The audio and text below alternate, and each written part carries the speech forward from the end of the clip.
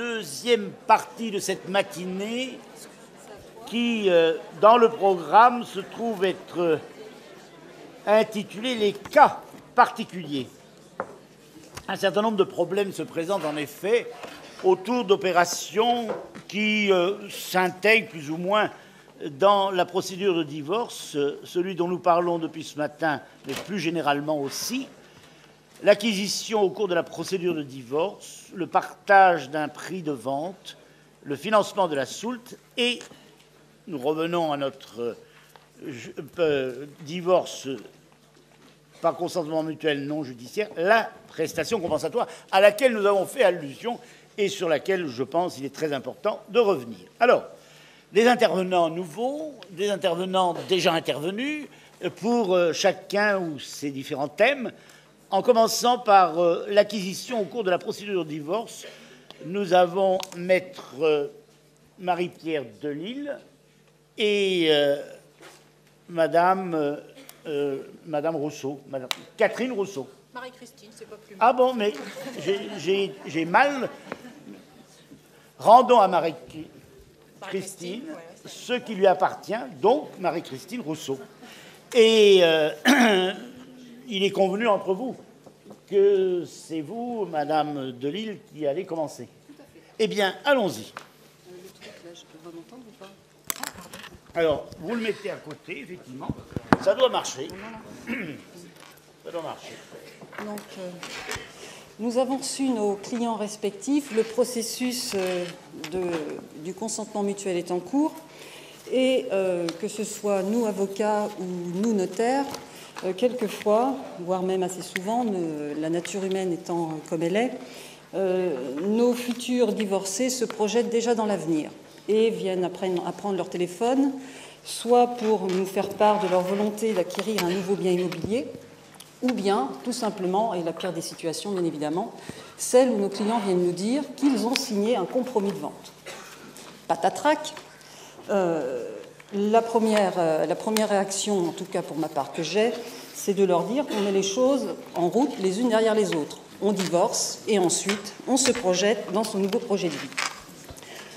Bon, la difficulté, c'est que si quelquefois il nous est possible d'intervenir auprès de nos clients pour leur dire « attendez », d'autres reprises, nos clients nous opposent une fin de non-recevoir et nous demandent des solutions.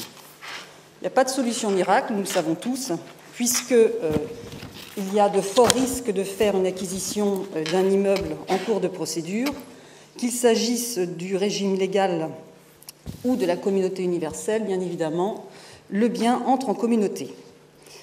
S'il s'agit d'un régime de séparation de biens avec participation aux acquets, le bien n'entre pas en communauté, mais en attendant, lorsqu'on déterminera la créance de participation, ce bien sera pris en considération. Donc on est toujours dans une situation qui n'est pas du tout enviable. Le seul régime qui permet d'éviter une entrée en communauté, c'est le régime de la séparation pure et simple. Est-ce que nous pouvons éviter l'entrée en communauté du bien immobilier? Attention, je pars du postulat de départ que je vais déconseiller à mes clients d'agir ainsi, c'est-à-dire que vous avez un projet immobilier, vous attendez. Bon, si la situation n'est pas possible, à nous d'essayer de trouver des solutions qui valent ce qu'elles valent, puisqu'on n'est jamais à l'abri que cela ne fonctionne pas. Toujours est-il que si l'époux dispose de fonds propres, la situation est un peu moins compliquée, puisqu'il suffit de faire une déclaration d'emploi ou de remploi au travers de l'acte d'acquisition, et a priori, il n'y a aucun problème sur ce point. L'autre solution consiste à recourir au mécanisme de la SCI. L'apport est alors constitué de fonds propres. L'époux investisseur fait également une déclaration d'emploi ou de remploi, et la SCI est la seule propriétaire des parts de société. La situation est quelque peu difficile lorsque l'époux ne dispose pas de fonds propres. La seule solution consiste à ce moment-là à fixer la date des effets du divorce dans la convention de divorce à une date antérieure à l'acquisition envisagée et de faire intervenir le conjoint lors de la signature du compromis de vente ou de l'acte de vente qui va indiquer renoncer à l'entrée du bien en communauté. Cette situation, je l'ai pratiquée relativement fréquemment lorsque la procédure de divorce par consentement mutuel était judiciaire. Lors de l'entrée en vigueur de la nouvelle procédure, je la pratiquais également assez régulièrement, même si je n'y suis personnellement pas du tout favorable. Mais je constate depuis quelque temps une réticence des notaires à agir de cette façon. Et donc, c'est la question pour laquelle je vous interroge. Qu'est-ce qui fait qu'aujourd'hui, ça devient un peu plus compliqué ?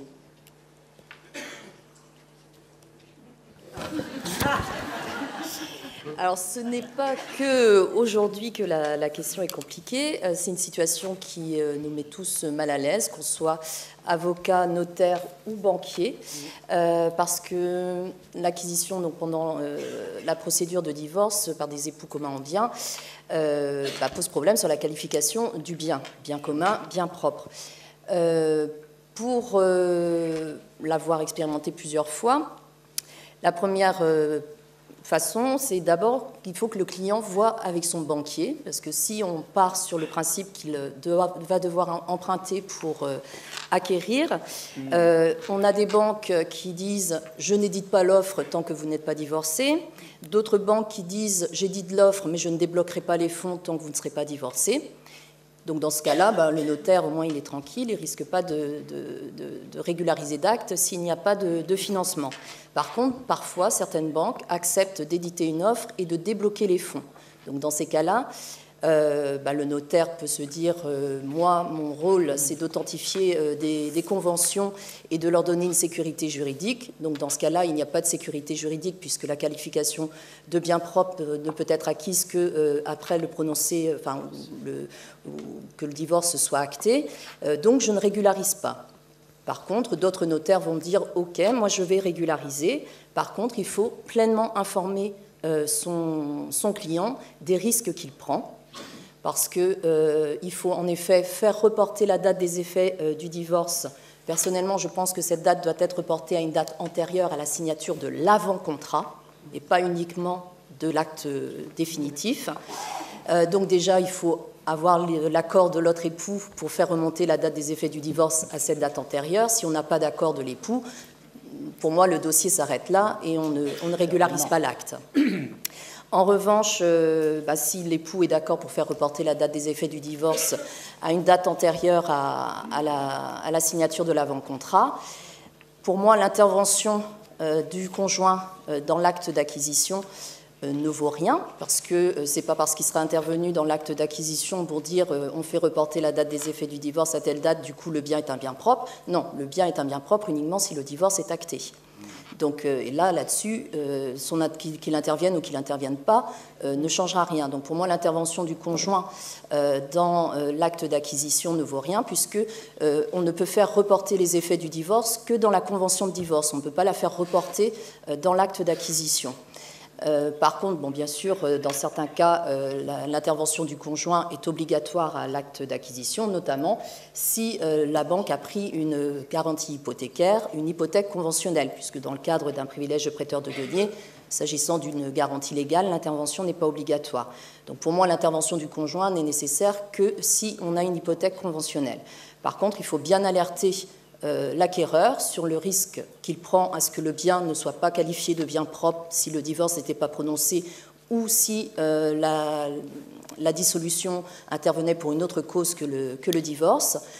Bien également lui faire comprendre qu'aux yeux des tiers, le bien reste un bien commun. C'est-à-dire que et là, que le divorce soit prononcé ou pas, c'est un bien commun aux yeux des tiers, puisque le divorce n'a d'effet aux yeux des tiers qu'au moment de la transcription sur les actes d'état civil. Donc, un créancier de la communauté pourra toujours faire valoir ses droits sur le bien, même si le divorce était prononcé. Donc, c'est quand même un très gros risque que prend l'acquéreur. Donc moi, comme vous, je suis tout à fait d'accord pour bien informer le client du risque qu'il prend et surtout le dissuader de faire cette acquisition pendant la procédure de divorce. Et dans ce cas, le notaire est fondé à refuser d'instrumenter. Après, ils prennent leur décision en conséquence. Hein. Voilà. Ils prennent la décision, mais justement, c'est une impasse véritable qui est très ancienne et qui ne bouge pas dans ses solutions possibles. Que certains le fassent, c'est à leur risque. Je ne crois pas non plus il y ait de miracle en la matière. Donc je disais que c'était aussi toute notre problématique de devoir de conseil, d'avertissement en fait par rapport aux décisions que prendra le client et surtout vis-à-vis des conséquences ultérieures éventuelles qu'il pourrait y avoir par rapport effectivement si le divorce n'était pas prononcé. Maintenant, de là à refuser d'acter, on n'est pas dans quelque chose d'illégal non plus. C'est risqué, mais c'est pas illégal. Après, c'est le client aussi qui prend les décisions en conséquence. Et aussi pour l'acquisition par une SCI, pour l'avoir expérimenté, je voudrais quand même dire qu'il faut faire attention, parce que j'ai eu le cas, bon, j'estime que ça ne devait pas se passer comme ça, mais j'ai un époux qui a constitué une SCI au moyen de biens propres pour acheter le bien pendant la procédure de divorce. Malheureusement, la banque a refusé de délivrer le prêt, enfin de débloquer les fonds souscrits par la SCI tant que l'associé n'était pas divorcé. Alors j'estime qu'il n'avait pas refusé, mais il l'a refusé, ce qui fait que moi, je me suis retrouvée avec une SCI qui ne pouvait pas acheter, qu'il fallait qu'on attende le prononcé du divorce. Donc le client, il faut bien l'avertir de tous ces risques, et la première chose qu'il doit faire, c'est vraiment voir au niveau des fonds s'il pourra vraiment en disposer au moment où il a prévu d'acheter. Si le conjoint acquéreur dispose de fonds propres, ça doit quand même lever l'ambiguïté. Ah ben complètement. Parce que là, on fait un remploi. On ne se pose pas la question. Sous communauté, on ne se pose pas la question. Mais si je vous comprends bien, il y en a relativement peu de ces époux qui disposent de fonds propres. La plupart du temps, il faut un emprunt. L'héritage de la grand-mère qui arrive à point nommé. Mais ce n'est pas tous les jours. Non, non. Il y a très peu de biens propres d'ailleurs dans les communautés d'aujourd'hui. Et la moyenne de l'héritier, la moyenne d'âge de l'héritier est quand même de 56 ans. Bah, vous savez, on s'est marié et on a divorcé 3 fois entre-temps. Bref, je plaisante, bien sûr. Ben. Donc, finalement, une opération douteuse